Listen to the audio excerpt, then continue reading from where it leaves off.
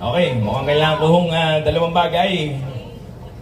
Magpaliwanag at humingi ng dispensa sa mga nasaktan. Ha? Lumaban po ako sa mga Eusebio noong 2016. Hindi ho ako nabansagan na mayabang, hambog at bastos. Ngayon lang, talaga hong yung makinarya nila, napakabigat kalaban. Talagang gusto hong itikom ho ang bibig ko eh. Kayo po mga taga-Sagad, kilala niyo na po ako, di po ba? 15 taon na po tayong magkakasama sa politika. Tatanungin ko po kayo, ako ho ba ay naging bastos sa inyo?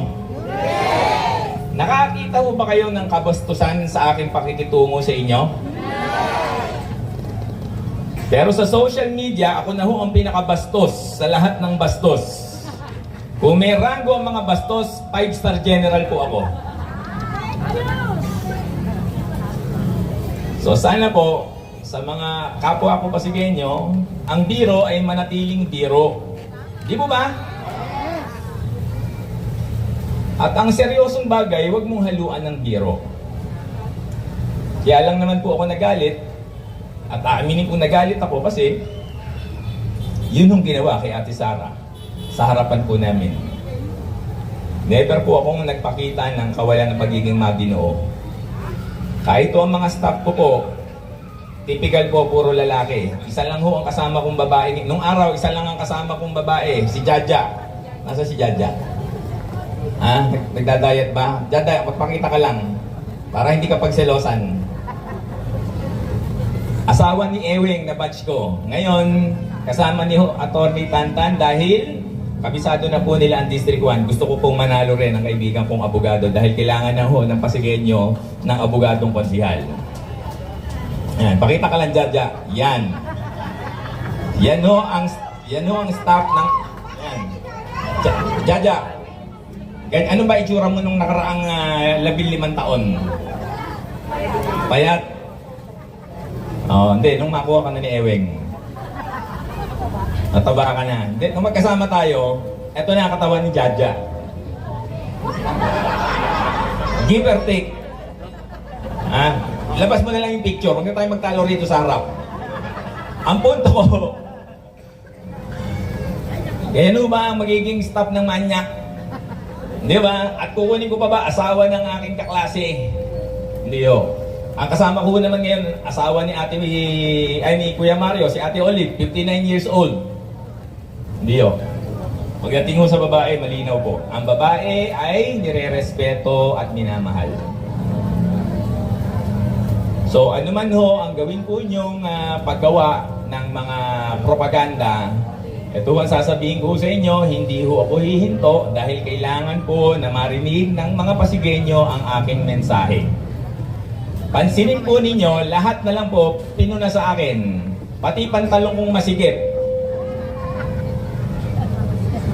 Pati yung paraan ko ng pag-upo. Pero yung mensahe ko po, nasa nagdaang 6 na taon, wala pong accomplishment ang ating pong mayor, hindi po nila masalungat. Tama po ba? Wala po silang sagot.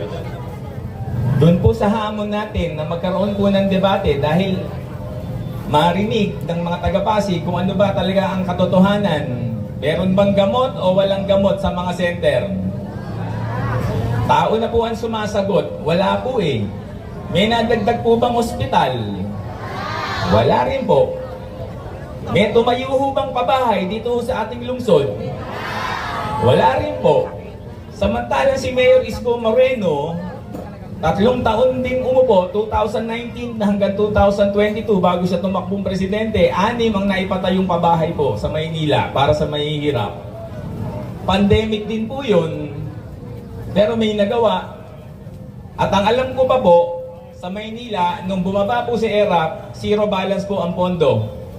Dito sa Pasig, nung bumaba po si Mayor Bobby, 14 bilyones po ang naiwang pondo para sa mga taga-Pasig. Imagine nyo kung walang iniwang pondong ganong kalaki si Mayor Bobby, Baka ho nung nagdaang pandemic, hindi rin ho tayo nakapagbigay ng ayuda sa mga Pasigueño. Sa mga kalaban po namin, ito po mensahe ko. Huwag niyo po akong siraan, sagutin niyo po yung issue. Kasi kahit sirain niyo po ako, hindi ho niyo sasagutin yung issue, hindi ho titino ang Pasig. Di po ba? Kesa sirain niyo po ako, buuin niyo po yung serbisyo niyo, mas matutuwa po ang mga Pasigueño. Tatakbo raw ho siyang presidente, sabi nung tatay. Ito naman ho ang sasabihin ko dyan. Dito nga po sa Pasig, isang lungsod, 6 na taon kayong nanungkulan, wala ho kayong accomplishment. Pag tumakbo kayong presidente, 6 na taon din lang ho ay binibigay ng konstitusyon sa inyo para maglingkod. Buong Pilipinas ang paglilingkuran nyo, hindi lang po Pasig. Saan ho nyo dadalhin ang bansa natin? Yan ho ang tanong. Naiiwanan ko ho sa inyo.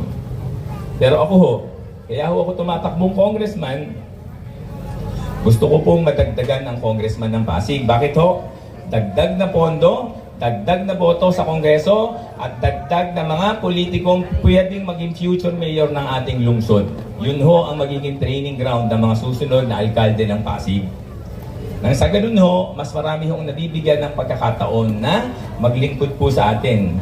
Hindi ho kaya ng iilang tao lang po yan. Mas maganda ho, mas marami po tayong nagtutulong-tulong. So sana po, huwag po nyo ilihis ang issue ng eleksyon. Ang eleksyon po, hindi ho tungkol sa akin. Tungkol po ito sa kinabukasan ng mga Pasigueño. Yun ho ang pag-usapan natin. Okay ho ba yun? At sa akin po, siguro naman sa mga nakita nyo, meron hong plano ang Team Kaya This. Hindi ho namin yan ipapakita kasi resibo po yan. Diba? Laging bukas ang mga kamera. At pansinin po nyo, talaga hong kami ho ang nagsasabi ng totoo. Bakit? Hindi po kami nagpapaawat ng mga nagre-record. Pansinin nyo, sa kanilang focus, wala ho tayong masyadong naririnig. Nababash na nga ho ako dahil sa mga biro. Pero dahil ho dyan, nag-isip na lang ho ako ng bagong biro, papalitan ko na lang. Testing ko ho ngayong hapon. Tingnan ko kung tatawa ho kayo. Ano ho ang tawag nyo sa singkit na maputi? Ha? Chinito. Ano ang tawag nyo sa singkit na maitim? Prinito. Prinito, umitim eh. Naiwan sa kalan. Ayan. Anyway, di na ho ako magpapakatagal dahil mas gusto ko po na marinig niyo po si Ate Sara. Kay Ate Sara, naramdaman ko po, mahal niya po ang Pasigueño, kaya sa kanya po ang boto ko. Salamat po.